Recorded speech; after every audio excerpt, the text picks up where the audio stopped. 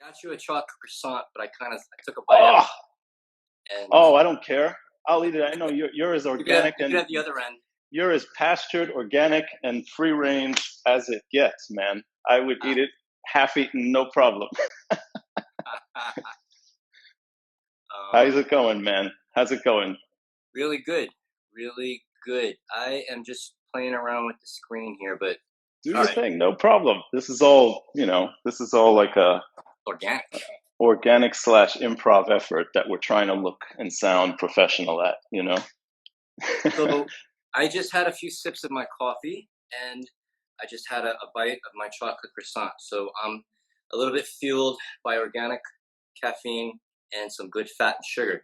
Let's Beautiful. go. Let's talk. Beautiful, man. I Beautiful, have a man. deeper question for you. That is if it gets any better fitness wise, that is fitness food. It's like you're ready to go out and squat.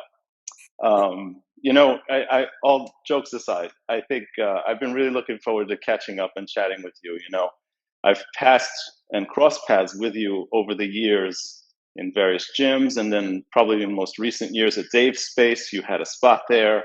I was bringing clients there, and I've always been really impressed watching you in action, watching you with your folks, taking them through their various learning phases, and being able to kind of catch them where they are, not overwhelming them, not going over their heads with info, but catching them where they are and identifying where they their deficits might be to help instruct them how to self-manage. And this is something that holds really dear to me with regard to coaching, personal training, whatever you want to call it, helping people get stronger, um, owning the process, taking charge of one's path, rather than latching on to the path of the one with the most followers, the sexiest one out there, the one who's dressed the best, the one who has the best use of linguistic skills and jokes and all kinds of little ways to circumvent focusing on that individual. And I've seen you just represent and own this process of what coaching is. And so I'm really looking forward to learning. I'm looking forward to learning from you and hearing you express your brain. And now that you're thoroughly caffeinated and on my favorite fitness food, chocolate croissants, uh, yeah, talk to us about um, ignorance. You've talked on this subject and seeing ourselves in others. Mm, The process of coaching. yeah. Well, thank you for that. That's huge. That's pretty much, I guess, if I had to brand myself, air quotes, that's such a thing. I've always, because I always looked at clients and patients as the way I would want to be treated if I was seeking help. And if I was in pain or if I had symptoms or I just want to feel better or make myself better, knowing that I can, but I just didn't know how. And I was willing Mm, to seek out help and hire somebody. So here's the thing: over the years, a lot of people um, they mistakenly fall for kind of like somebody that does all the work for them. I call it like the guru trap, where you find somebody who has a good charisma, very confident, and then also knowledgeable to some extent, and then you just do as they say, and chances are, yeah, you'll get good results. But in the process, the client loses themselves, they lose their self empowerment. And so mm, things happen, not to say that's wrong, it's just very common. And what I like to think of when I work with clients, and like you said before, I always work with them from where they are, respecting whatever they believe in. If you're yeah. vegetarian, raw food, carnivore, that's great. If you're coming here to work with me, there's something that you resonate with my approach, and I'm here for you. I'm here to help your journey as well as you're here to help my journey. So when you come to me and I work from where you are, it's essentially I'm more of a facilitator and supporter rather than a coach or I'm going to save you, I'm going to rescue you, I'm going to because there's so Yeah. many followers and it's very easy to fall into that victim mentality of, oh, what do I do, what do I do, rather than if you work with somebody as a facilitator, you already work through a process, you teach them how to process and how to Mm, have this self-management or really what comes down deep to is this mind management of help them see the where they are, and then show them possibilities of where they can be and possibilities of what they possibly might need to help them get to where they want to be, rather than, no, you have to do it this way, you have to do it that way, this is the way it's always been. No, I don't know, to be honest. Any coach, any trainer, any therapist, we really don't know much other than what we've experienced personally. But when it Mm, comes to applying that to individuals, there's this little bit of a science, but it's yeah. really an art. It's an art, and part of that art is listening and paying attention to your client, to the human being right before you. All the answers, everything.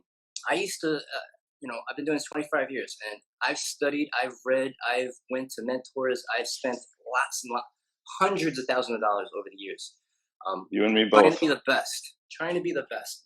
Whoa, iPad fell. Trying to be the best that I can because this is my passion.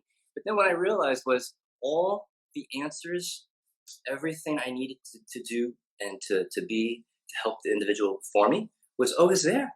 It was always everything was needed. There was like the synchronicity of human experience where we Mm, expect things to happen and we try to plan and make things happen, but we have to we have to trust in nature, whatever religion. You have to trust in God, you have to trust in spirit. Whatever word you choose resonates with you. You just have to trust in life, that mm, understand that anything that happens uh, anything that happens in your life, for whatever reason, you are so ready for that. So if somebody comes to me and they have like really severe symptoms and they've been to everybody, blah blah, you hear all that, and then in the past I used to inflate my ego of like, oh, I'm here to save you, but then that was always a 50-50 practice. But in reality, I could have been just someone to mention one word, and that triggered a spark, something in that person's mind, and then that propelled them to where they needed to be. We don't know, but when we start to plan ahead too much and fight that and resist that, we miss out on that opportunity. So what I try to do is, we're all ignorant. We all have to be ignorant of because course. we can only see through our own perspectives, but we also have to respect other people's perspectives as well. And also understand there's going to be a degree of conflict always, and that's what makes life what it is. But Mm, when we are able to take a step back, that whole see the forest for the trees saying, and it's true because we get lost on one rotten tree that's like falling apart when in reality the whole forest is actually regrowing and blossoming and thriving. But yet we're so focused on one little branch of one rotten tree, dying tree. So um, my wow, job, good one. my job as a I'll say coach, I'll say trainer, I'll say therapist, I'll even say shaman, whatever floats your boat, whatever the person connects with. I just My job is to connect with that individual so that they feel comfortable, they feel safe, in a safe space, or shaman speak, they call that sacred space, Mm, that they would be able to momentarily let go of anything that's holding them back that normally they wouldn't feel free to express. So that's part of the healing process. And one thing I'd like to talk about, if you don't mind me, it's the coffee, but oh, go. all wired up and everything. One of the things is how we tend to get so set in our ways, and we become automatons. We're like machines. And there's nothing wrong with that. We get things done when you have a system and it works for you. But we have to understand that we miss out on life when we get so myopic and so focused on certain things that we do that out of exclusion of everything else. Yeah. So, classic example is a hardworking, successful businessman. They work so hard, they got their business, they're successful financially, making all this money, but then all of a sudden they don't realize that their wife or significant other is cheating on them, or their kids are resentful and don't spend enough time with them, or they just start losing in their relationships and they don't know why. Okay, so that's an extreme example, but I'm using that as it's good to have focus, but also to understand that you got to take a step back and be able to appreciate the panoramic, or the panorama of life, so to speak. Mm, And so one of the things I do is, see, I trained, my wife and I actually trained in hmm. shaman and with Alberto Volola, very popular, the school of Four Wind Society, Light Body School. I forgot what they call it nowadays. But anyway, it was the best marriage counseling activity experience we've ever had. But I used to be okay. I'm still okay with it, but I used to be openly more like, yeah, sure. I practice shamanism. I train shaman. Want some energy medicine sessions, and that was in the beginning, and people would interpret that as, "Ooh, shaman. I'm intrigued. Ooh, what is that?" And everybody would have their own definition or label to understand what that is. And so I've learned also they would also have their own definition of what a physical therapist is, or a personal trainer is, or a life coach is. So all these terms, you got to be careful. They're a little bit dangerous. They're helpful and useful, but they can be dangerous in that they're limited by the individual's interpretation of them. So people Hmm. always hold you into a box of what that is, and then if you're actually more than that, which you are, that might be overwhelming for an individual because a lot of people don't like change. And so Yeah. when I did the shaman work, I realized it was too much for a lot of my clients and patients. I would have two types of patients or clients. Ones that were totally into it. Hey, yo, can you take me through an ayahuasca retreat? That one, easy for shaman. The other one's like, I don't know. I thought you were a physical therapist. Shaman, that's kind of ooh. Oh, are you weird? So, and that would create some unnecessary stress and conflict in their healing process and in our relationship, as they're hiring me to help them. So it What doesn't. a keep your thought, but what a nice little puzzle or position to find yourself in, catching those different reactions and then having to redirect your delivery and how you communicate. But It go thrown, on. thrown a curveball, and it was meant to happen because where I've evolved now, Adam. Oh my God, I love apps. I would work for free. My wife would leave me, but I would work for free if I could doing what I do, just because what I do now, and I'm a little bit of a trickster. I'm that archetype. I'm really a trickster. I'm Yeah, sneaky, really. yeah. And what I do is I don't Wile mention E. Coyote. shaman, I don't mention healing or energy medicine or anything like that.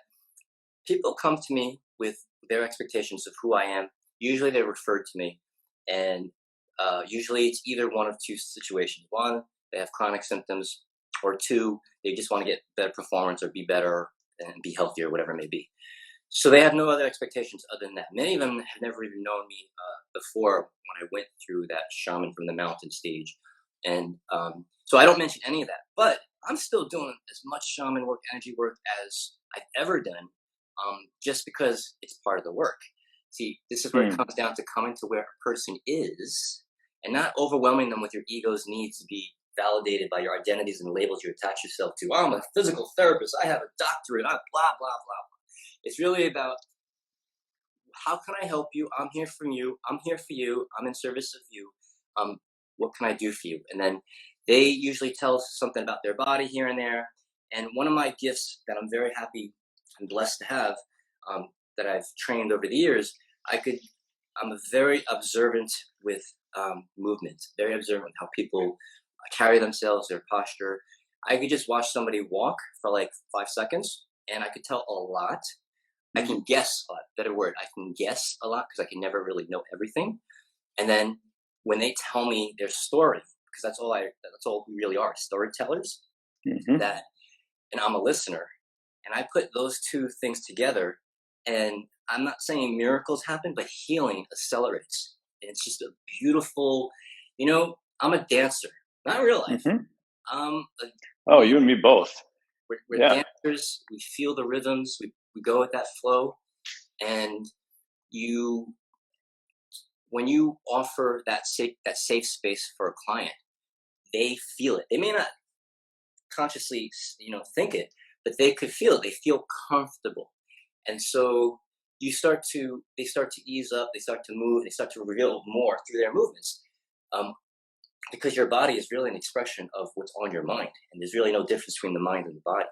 So even though you might think you have everything up here, and but you're having symptoms, usually those symptoms is your body's way of telling you, no, you've been holding this stuff in, and you've tried to rest, you've tried the conventional treatments, but there's something going on. There's something you need to know, and Um, the way you're thought patterning right now, and that's what I'm really big into now. I don't want to use the word mindset as just the mind. The big words.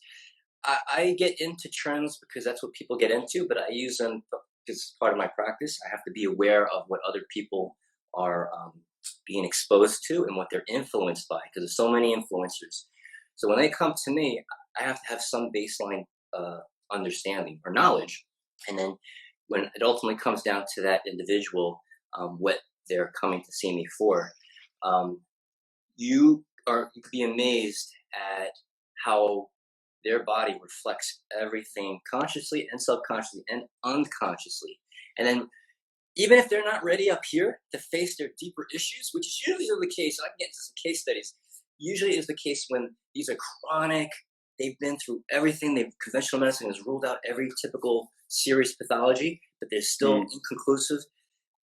These are usually cases where they're lying to themselves in a good way because they may not be ready to handle the truth of who they are. So okay. we become these clever little liars to ourselves. We hold secrets from ourselves. But you know what? The physical body never lies. So the body Right. reveals so much. And so when they have pain and it's interfering with their quality of life, and they see someone like me that looks at the whole system and looks at them as an individual, two Hmm. things usually happen. One, they it's like a brand new life. They were reborn and they're excited about life, they're passionate because now they have something to work on and look forth and they find meaning in life. The other ones, Hmm. they take the high road out of town. They won't ever see me again. That guy's terrible. He sucked. He didn't help me. I still hurt. And it's usually because they weren't ready. And I used to take that personal many years ago, but now I understand that Yeah. we're not ready. You're not ready. It's not ready. It's not right. Come to me when it's right, and we'll enjoy the sweetness out of the healing process. Yeah. When the wound gets exposed. Yeah, man. And then so that's really interesting. It's kind of seeing things really outside of the box. People will come to you as a physical therapist or as someone, they want to lose some body fat. But, my hip always bothers me when I wake up in the morning, and that's the complaint. Well, what are your goals? I want to get a squat to the floor. I want my butt to hit my feet. Oh, really? Okay. And it becomes this sort of dance around them coming in and really excited about what they perceive you're going to provide them. And then you seeing this enormous toolbox, right? Many years worth of accumulated tools that you could attempt to approach with this individual. It's an art. You see me, I'm always sort of dancing around and talking about human anatomy as an art, coaching, cultivating structure. It's all an art. It's a like you said, pan back and see the forest for the trees. It's the camera knowing when to zoom in and then when to back out. Oh, not don't back out too much. 10% more back in. Zoom, zoom, zoom, boom, boom, boom, back and forth, back and forth, back and forth.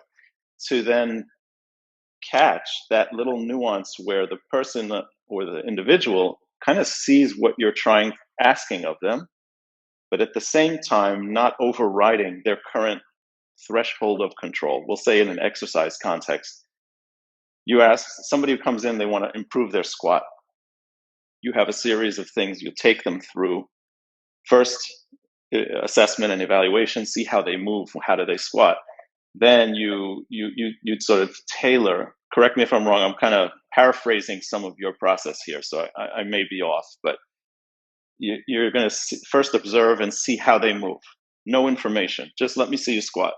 Then you catch certain things. You don't necessarily list everything on day one with what you're observing, but you're already beginning to develop ideas about where to begin with them. How do you start with them? Tell me about your story. When does this hip bother you? How long? Does it affect your workouts? Blah, blah, blah, blah, blah. Okay. And little by little, you're starting to peel back the layers of the onion while they're working out, right? Well, they're squatting within a safe zone on that day one or two that you could keep them safe. They're getting their squatting in. They're learning a couple extra details, but you're peeling back more layers as you observe them. Am I right? To then understand where to direct the ship. Not send it off like a speedboat, but like where to catch the wind. Don't even know where the mast is going to go, but where do we catch the wind? Subtle, subtle, soft, easy, right? Um, this is what I'm getting from you, but totally take the reins and direct here. Yeah. So Here's the thing: any lasting change cannot really happen unless there's conscious awareness.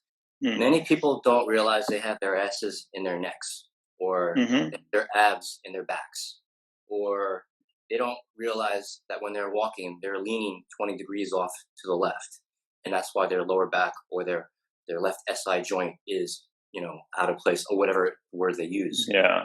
So it's awareness, and it's not about, okay, let's straighten you up, go like that, and there. Oh, I'm crooked. No, no, that's like you said, one layer, right? Mm. So I take them through a process of a test retest. That's like good old fashioned, like the real old school, the really good manual physical therapist that I grew up Mm-hmm. 25 years ago learning, where you evaluate, you assess, you do your tests, you do your interventions, you always do a Mm-hmm. retest, you always teach a home exercise program based on those retests, you get the patient involved. I don't know if healthcare has changed since I started in the career, and maybe I pray and hope people or therapists do that, but I doubt it, to Mm. be honest. But that process helps people feel empowered in that, okay, this person, professional, they evaluated me, they assessed me, they told me what to do. I just got to do this and have faith. That's one part of the picture. That's just one layer. Mm-hmm. What you're really doing is including them in the process of the evaluation, assessment, reassessment. You're giving them tools. For example, every patient, every client I see, I give them a home, I call it a reset, for lack of better terms. And it's for them to see they feel a certain way, they do the intervention or homework, they retest, and then they use that as needed, so to speak. Mm. So, what I usually do is you can't really get to the deepest layers unless someone has a foundation prep for it. It's like nowadays everybody is into fasting. Oh, I gotta fast. I Yeah. gotta do intermittent. I gotta do anemic fasting. I gotta do time restricted fasting. Fast, fast, fast, fast. But in reality, is your body's like saying, "No, don't fast. I'm not ready." And Yeah. so they're not ready. You need. It's like running. People like to run, but they don't realize they need to be fit to run. It's like one of those Yeah. things. So it's It's like, tricky because it's free, and so they yeah, just go out and do it. But they can do it. Why can't I? So I always give them the tools. From this is where you're meeting them where they are, and you have to have them understand that. So they always come in with a goal. Like, I want to squat ass to grass. Great, let me see where you're squatting. And they're squatting, ass to ceiling. They're Mhm. 20 degrees or whatever. So it's like, and they know, okay, what do I need to do? And then you realize, well, your hips are never going to, loosen up or disengage if your back is always on fire, and your back is always on fire because you got one hip higher than the other, and your trunk is leaning this way, and your back is trying to prevent you from falling to the floor, and you're all this because you have a astigmatism in your eye, and blah blah blah. There's so many Yeah. layers, Yeah. but when you show the possibilities and connections, it stirs that pot of possibilities.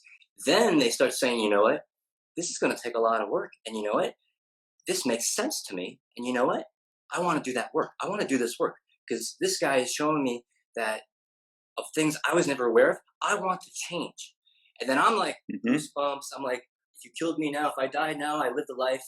That Yeah. is the book. That's the Yeah. book. Because when you land on that, when you see that in a person, where they're catching the intention behind what you're assigning to them, once they catch that intention, that you're assigning move, that move, this stretch, and they're understanding why and how that applies to them, suddenly working out is no longer about no pain, no gain. So it's no longer about a sacrificial time of day that, oh man, I got to go and do this.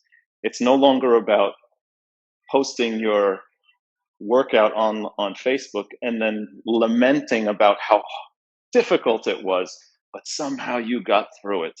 It's no longer this, I've got to tear myself down to improve.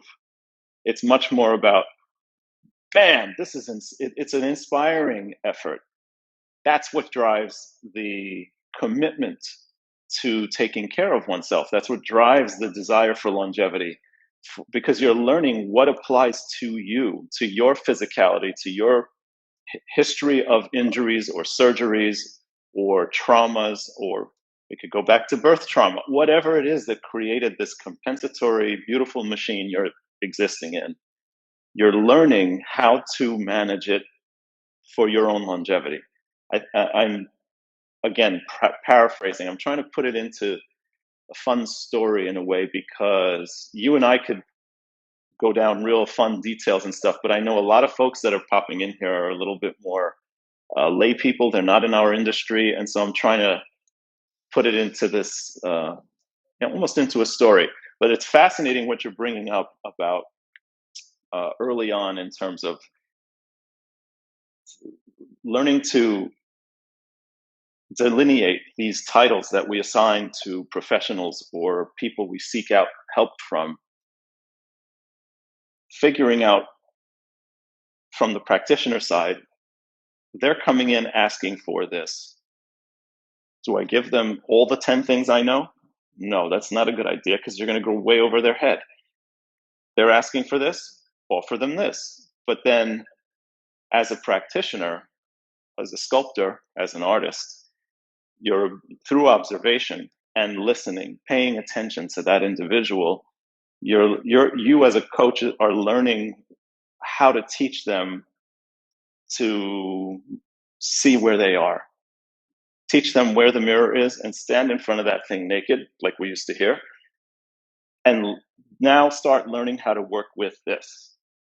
Not what you think it should look like, not what you think it should be like, or what's going to get you more popular, but to own this thing. Because the point is trying to stay physical, stay active, improve and maintain your metabolism, your metabolic health, so that aging is an intuitive thing. It's something you have a close relationship with, not something you avoid, not something you seek medications to suppress, to hide from. It's all too painful emotionally. It's all too. Where am I going with this?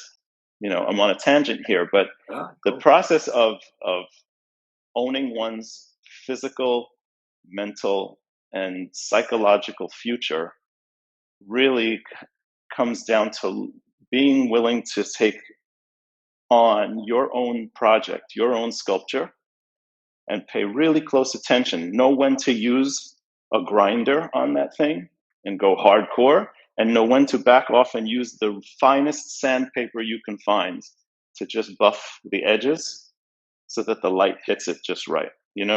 It's this being careful with oneself, and trusting what's inside versus looking on the outside. There's no shortage of people that'll take any of our money to sell us the dream, right? But until we back off and start paying attention here, this is where the art of coaching is. This is where the art of personal training is helping an individual catch and identify where there is possibility, where there is growth potential with wherever they are. I don't care if you have 2 hip replacements and 5 herniated discs and you can't stand straight. There is possibility there. There is possibility there for improving and maintaining, regardless of asymmetry.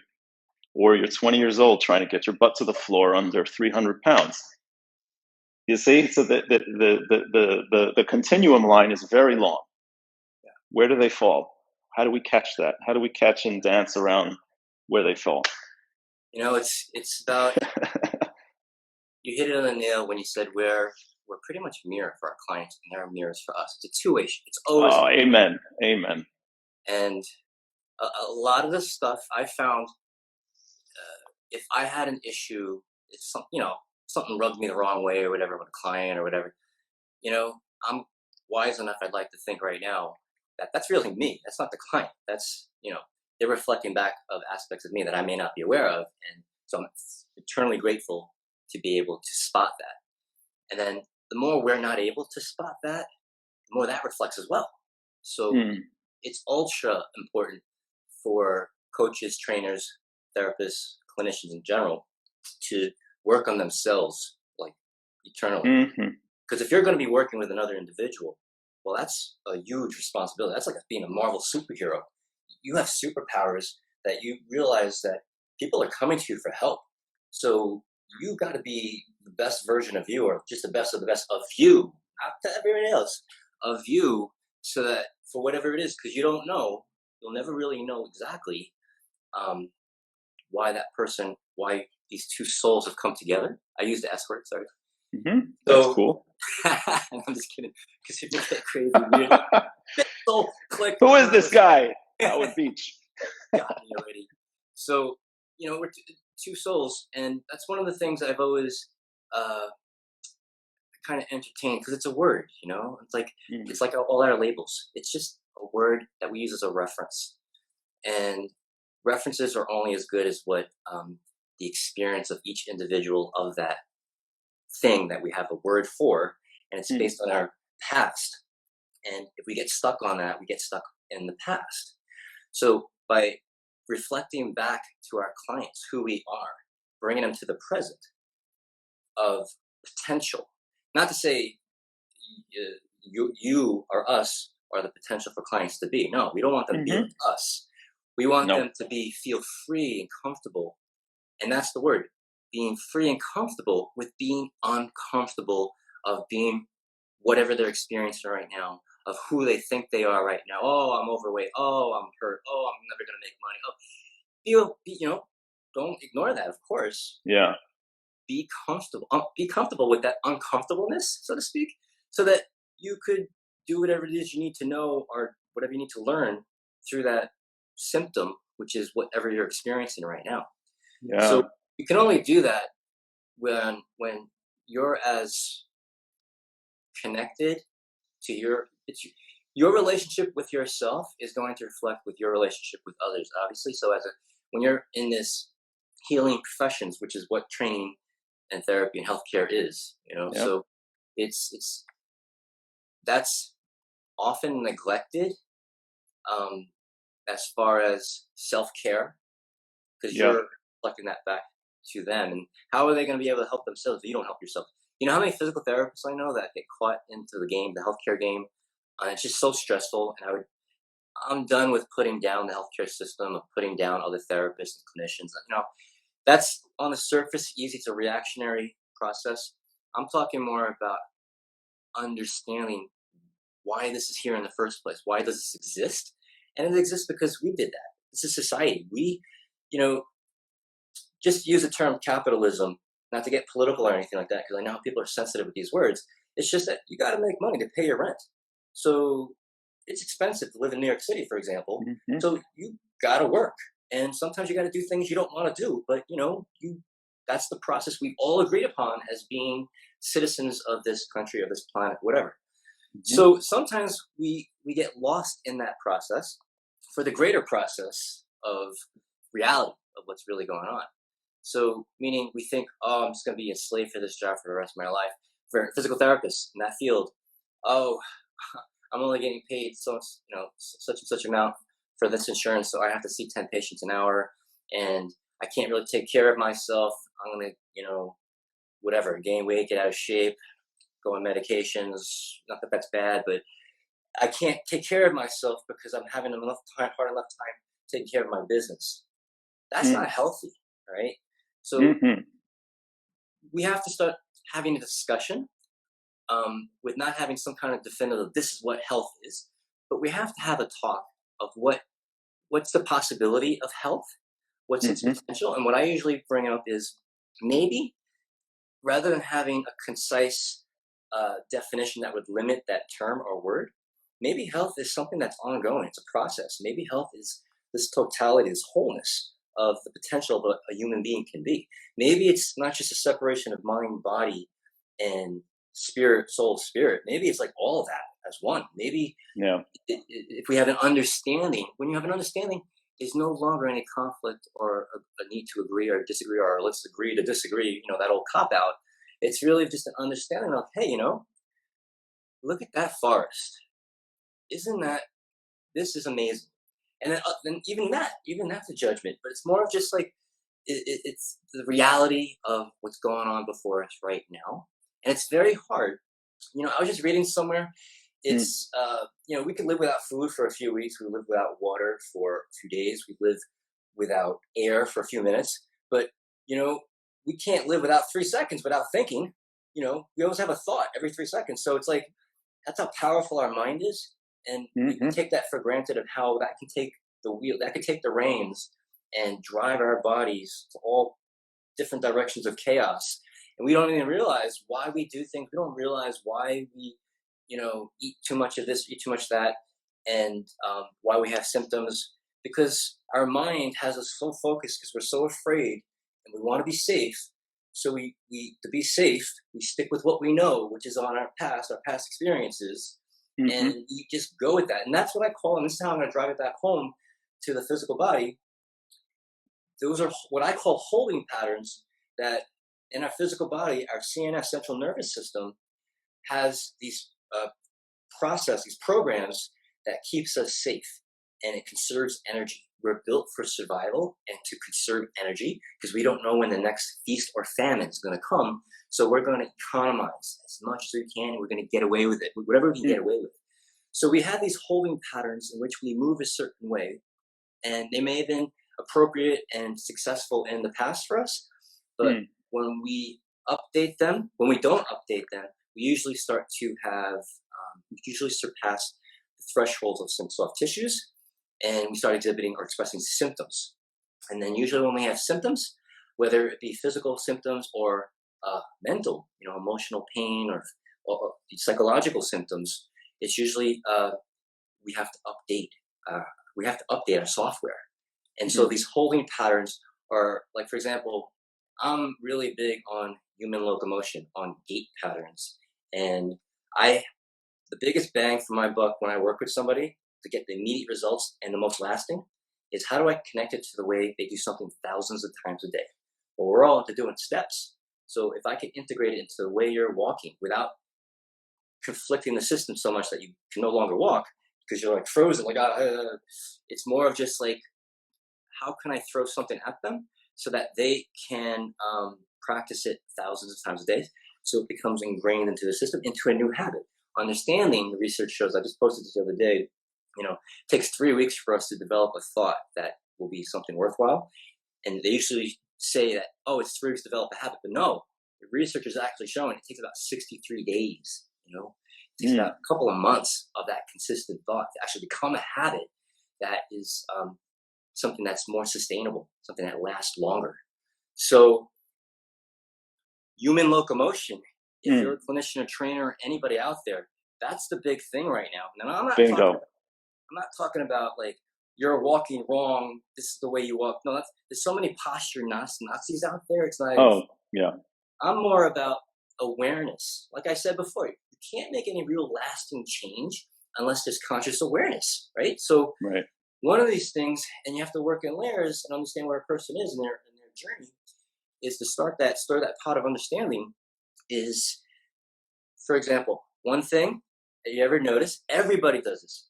I do this. Everybody, every human being does this. When they walk, we have a tendency of looking down at the floor. Why do we look down on the floor? Because we're using our visual system, using our eyes to anchor to the floor to compensate for our postural system. So we use the floor as a reference. We use our eyes instead of all these muscles, joints, Yeah. tendons, ligaments, soft tissues to It's sense almost and feel. the conservation mechanism. It's the thing, the eyes anchor to the floor, and it ends up preserving energy because you're backing off on all this other stuff that would participate if your eyes, right? And then it doubles back on our systems. It says, "Oh, you don't need to work as much. So your life is myopic. It's just this. You don't need peripheral vision. You don't need to see optic flow, movements of objects flowing by you as moving, which stimulates parts of our brain, the amygdala that helps us be more okay with our emotions and feelings. No, you don't need that. You need the floor. You need what's right before you. You are safe. Next thing you know, boom, loud noise. Something shocks the system. They go crazy. They react. Oh, they get irritable. That's because they've locked down that system, the all clear sign. That Mm. switch doesn't work anymore. That toggle doesn't move. So they're all full blown stress mode. But Bingo. All right, they feel, stress. Keep going because stress was my next topic I wanted to throw oh, out. So but keep on the path that you're on. Keep we on the might need a path you're part on. two to this interview. So that stress mode Mm, becomes the norm. And it's almost like their update is, if somebody breaks into your house, mm. you get a better alarm system. Someone breaks into your house again, you get an even better alarm system. You do it again, you get a dog. You get again, you build a moat and alligators around your castle. We get more hypersensitive to the smallest of sensory input. So that hypersensitivity creates a desensitization to other things. The forest. You no longer Mm. know you're in a forest. You're just worried about the trees next to you. You're worried about the branch going to fall on top of you. That's not living. That's a prison, right? That's Yeah. enslaving yourself to your own need to have safety and to survive. And we need that. We wouldn't survive as a species if we didn't have that. But the problem is with this stress, um, we we tend to overly identify with the patterns we've created to not combat stress, but to deal with stress. So we limit our stress management system, which is really a mind management process. Mm, And mm. so we have to understand, I've been studying really big in longevity, and it's another cult. It's almost like another cult of Sure. field. People get into it, but I respect. I've been in so many cult type of things, and no lost love. But I do respect the science, and one of the things with longevity is that we need to be stressed. Our genes thrive on being stressed, but the Hmm. problems arises when we become overwhelmed and we no longer can cope. When you can't cope, when we can no longer adapt, when we allow ourselves to be stressed enough that our normal adaptation processes cannot handle it, that's when we're somewhat Can't keep screwed. up. It can't Yeah. keep up. We start expressing symptoms, we start expressing pathologies, breakdown in our cells, no more cell division, blah, blah, blah. We become open to infections. Our genes, our longevity genes can no longer cope. We get older, we age, and we become more susceptible to age-related diseases. And so it's a whole string of events. But Right. it's just like fasting. Fasting's very big right now. Like I Yeah. said before, and I'm a big component. That's how we actually met back in the day when I was in the David Jubb's life food Yeah. movement, raw I food movement, remember. and so I've been fasting since 2003, 2004, or whatever, playing around with it. But here's the thing, like I mentioned before earlier, is if you don't have the basic foundation for your body to tolerate the stress of fasting, it might not be the best thing for you. And Yeah. this is where the age old, what's that moderation? Everything in moderation. It's that middle path everyone talks about, and no one ever really teaches you what that is. Because maybe that's something you need to learn on your own. That's why we live in extremes and polarities. That's where conflict, and then we need that because that's stress that forces us to change. Yeah. So to reach that, I've always liked to talk about moderation or the middle path, as there really is no middle path, and there really is no extremes. There just is what there is, and but we need to make extremes because we need to set our boundaries and our limits so we have a reference to work around. But you understand, we only make a map so that we can have somewhere to start. But after a while, we no longer need a map because we kind of have already a sense or an idea, a foundation to work off of. Hmm. But anything we do, meaning I'm going back to the body, nervous system, sensory input, we need some kind of, in order for us to navigate through space, we need to have boundaries. We need to know that there's a wall over here, there's a floor over here, there's a person over here, whatnot. And then we take that information and that becomes processed into our brain. And then our mind has to compare that to our past experiences and says, oh, that's this, that's that. I know that's a wall, so I call it wall. Okay. So it's when those things start to conflict, when they don't match with what we know, that, Hmm. and going back to movement, someone's Hmm. going to move the way they've always moved. They're always going to go A to B, the way they move. But when they start having pain, because the way they know how to move from A to B is very limited, and Hmm. they've surpassed the threshold of the threshold tolerance of those soft tissues, so they have symptoms. So now they're always going to go to AB. You've sprained your ankle, but you're going to still put weight on that ankle because that's all you know. Okay, until you teach the nervous system something new, but it's really Offered old, an option. offer an option, variety or what's called variability in the system, and then you put it through that actual experience, and the system, the body, the brain senses that, wow, that's a lot better and conserves energy, and there's less load on one area, and it disperses the energy and actually have conservation energy. I'm surviving, I'm alive, and I'm thriving. Boom, that's great. And then it accepts that. It becomes openly receptive. Right. And in that exact example, as soon as they come in with a pattern, a certain way of loading their ankle after ankle sprains, etc., then you offer some options or opportunities for the nervous system to recognize that there's another avenue there, another circulation path, we could call it, another Possibility. a possibility. You offer it a possibility without overriding the system, without going too far. You stay on the safer side of the threshold, offer a possibility. As soon as the nervous system, the brain, recognizes the option it has, it's only the loading may change on that ankle, but B, we've just turned down the volume on the adrenaline cortisol. We've just reduced 3 to 5% maybe, but it's still a reduction in the stress reactions that are occurring as part of their pattern. Cortisol, adrenaline may be up there, we'll just say at 60% all the time, 20 years. Suddenly you offer an opportunity to a different load on that ankle that had repeated ankle strains. Brain goes, hey, I haven't seen you guys in years. How have you been? Suddenly it We're recognizes not, and uses it. we're not Then going to be openly receptive to new programming unless we feel safe. bingo, there it is.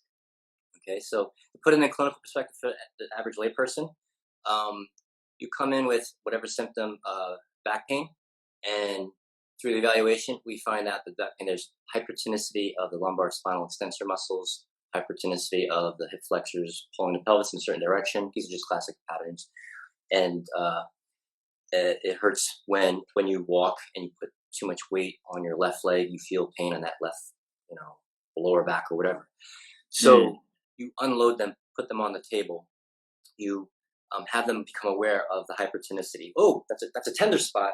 Oh, that's a trigger point. Oh, I usually get a massage there. I feel good when I'm on the table, but then when I start walking around, the pain comes back. Great. Then you've got part of the puzzle, part of the piece of the puzzle there. I'm just here to help you put the whole puzzle, back together. So then you have them become consciously aware of that tendency of understanding of why a muscle becomes hypertonic in the first place. It's really the system trying to find stability locally, and it's lacking variability in how to disperse some of that load. So you calm down or down regulate by a little compression, maybe sustained pressure on that hypertonicity to calm down the tone of that muscle. And then at that opportunity, you engage other muscles that might be related into a similar patterning of what might be compensating for the other overworked muscle, let's say. And then you turn it on. Right? So next we contract maybe the hamstrings, maybe the abdominal obliques. Maybe it's what I always see. It's they don't know how to use their diaphragm as effectively with their abdominal obliques in opposition to get their rib cage to be able to move a little bit more effectively, because their back muscles are holding that rib cage in a certain position so that it loses the variability or the mobility in the rib cage. So they become, not such a good term, but they become locked into a pattern. But they're only using this pattern because that's all they know. Then you put them on a table where they're fairly safe and they're supported. And then you might use a little bit manual therapy, put your hands on their rib cage to calm down the system so that they disengage more of their alarm systems. And then you have them do something like press their heels down into the table, and like a slight bridge that turns on their hamstrings, and have them breathe and exhale and learn how to use their diaphragm with their abdominals to stabilize the pelvis and the rib cage.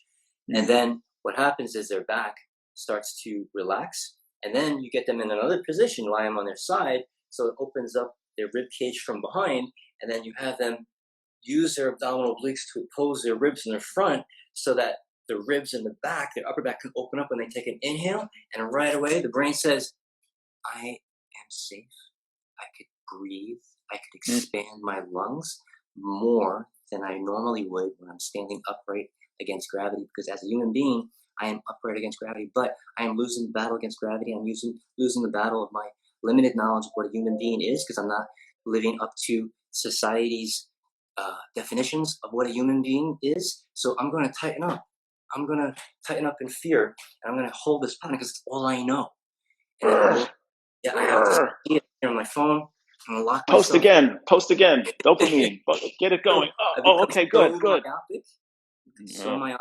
and I'm gonna lose my peripheral vision, and I won't be able to see when that car comes and hits me. No, but seriously, then when you get them to disengage, that's when you come in and swoop in like an eagle coming down into the nest, go and show them the possibilities of Mm. other patterns, other variability, and then you progress from as they get more comfortable in the unloaded, more safer positions. You get them more upright, more standing, and then you start to integrate them and start to progress them. And then what I like to do ultimately to make things really simple, but life isn't as simple, but it can be once you start appreciating start appreciating some of the or all of the connectedness is I like to get people again coming back to human locomotion. I like to get to integrate what they just learned Yeah, into it. And if appropriate, I get people to run, even if they're not runners. And yeah, I'll tell you all the time, people who never thought they'd be able to run, I'm talking like 76-year-olds, I'm talking about people that are like, I run, what are you, nuts?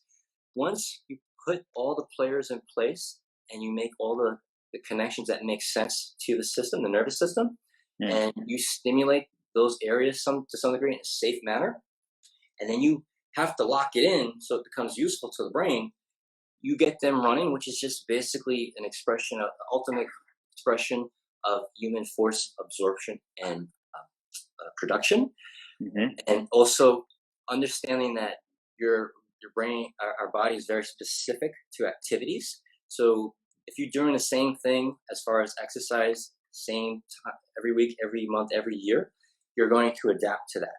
We thrive on stress. So what's stressful? Change. Yeah, What's stressful? To work a little bit harder, to run a little faster. Not for a marathon, but maybe run a little faster 10 seconds. That stimulus is enough to it's like getting hit in the head to remind you, this is nature hitting you in the head, say, hey, you're not just meant to sit on your phone or your iPad for hours on a day and just getting mad at someone's post that know someone 10,000 miles away that you don't know. You're not here on this planet for that.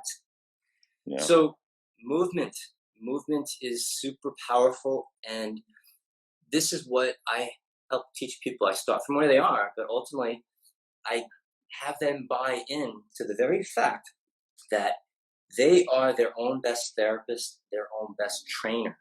And Absolutely. that's self empowerment of their body, not just their body. That's self empowerment. That's empowerment for their own mind management, their body, and this word they call soul, which is really the unthinkable, unnameable, undescribable, whatever that is. Hmm. Wow, fascinating. Absolutely fascinating. This went a lot broader and further than I was expecting it would go, but I'm not surprised one bit because you have a lot to share, and I think we need to definitely do part twos and threes Oh, I love possibly, because there's a lot of um, I think with your level of experience, there's a lot to unravel for folks who are confused.